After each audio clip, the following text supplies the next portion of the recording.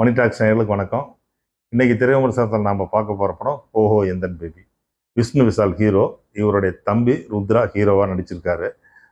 இப்போ வந்து பார்த்தீங்கன்னா, ஒரு ஹீரோ குடும்பத்திலேருந்து இன்னொரு ஆர்டிஸ்ட் வராரு அப்படின்னா, அந்த ஆர்டிஸ்ட் வந்து தன்னை விட கொஞ்சம் உயர்ந்து நிற்கணும்னு தான் எல்லா செலிப்ரிட்டிஸும் விரும்பி அந்த படத்தை ப்ரொமோட் பண்ணுவாங்க. ஸோ இந்த அளவுக்கு இந்த படத்துக்கு ப்ரொமோஷன் கிடைச்சிதானா? இல்லை.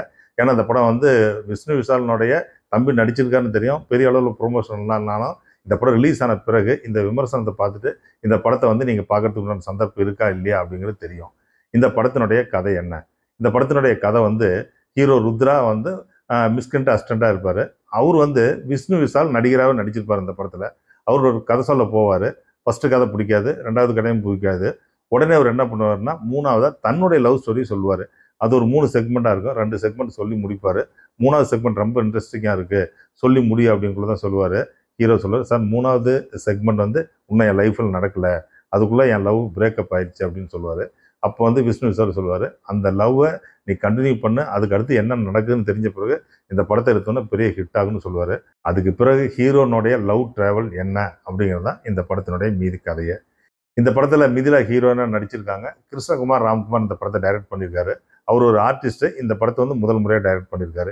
இந்த படத்தை வந்து ஒரு லவ் மூவியாக எடுத்திருக்காரு. இது கரெக்டாக வந்திருக்கா இல்லையா அப்படின்னு பார்த்தா ரொம்ப பக்காவே பண்ணியிருக்காரு. காரணம் என்னன்னா, 2K கிட்ஸ்னுடைய லவ் எந்த அளவுக்கு இருக்குது, அதுவும் பெண்கள், குறிப்பாக பெண்கள் லவ் வந்து எப்படி பார்க்குறாங்க, அதனால் பசங்க எந்த அளவுக்கு பாதிக்கப்படுறாங்க, பாதிக்கப்பட்ட பசங்க பிறகு அந்த லவ்வை தொடர்றதுக்காக என்ன மாதிரியான சாக்ரிஃபைஸ் பண்ணுறாங்க அப்படிங்கிறத ரொம்ப மெச்சூர்டாக கொடுத்துருக்காரு.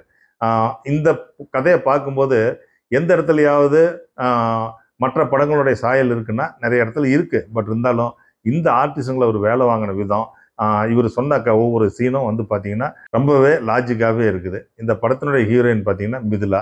இதுதான் இவங்களுக்கு வந்து முதல் படம். இவங்க வந்து பார்த்தீங்கன்னா, இவங்க மாமானால இவங்க வந்து ஒரு பாதிக்கப்பட்டிருப்பாங்க, மனநிலையில் பாதிக்கப்பட்டிருப்பாங்க.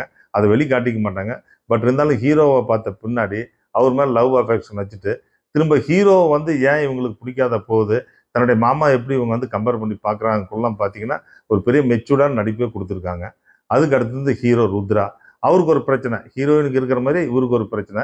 இவருடைய அப்பா அம்மா இவங்க எப்படி இவர் கூட வந்து அன்பாக இருக்கிறாங்களா இல்லையா, அதனால் இவர் எப்படி பாதிக்கப்படுறாரு, இவர் ஏன் அன்பை தேடி போகிறாரு அப்படிங்கிற இந்த கேரக்டரைசேஷன் ட்ராவல்லாம் வந்து நல்லா பண்ணியிருக்காங்க. இந்த படத்தில் எல்லாத்த விட பார்த்தீங்கன்னா ஹீரோடைய சித்தப்பாவோட கருணாகரன். கருணாகரன் கேரக்டரைசேஷன் பார்த்தீங்கன்னா சாக்ரிஃபைஸ் கேரக்டராக இருக்குமோ அப்படின்னு நமக்கு வந்து டவுட் வந்துட்டே இருக்கும். அதெல்லாம் ரொம்ப பழசுங்கிறதுனால ஒரு ட்ராவல் கேரக்டராக கொடுத்துருக்காங்க. அவரு தான் வந்து ஹீரோவை மோல்டு பண்ணுவார். அதுக்கடுத்து மிஸ்கின் வந்து டைரக்டராகவே இந்த படத்தில் நடிச்சிருக்காரு. டைரக்டராக நடித்து அவர் ரியல் லைஃப்பில் என்ன மாதிரி பண்ணுவாரோ அது எல்லாமே சின்ன சின்னதாக காமிக்க நம்மளை வந்து பண்ணியிருக்கு.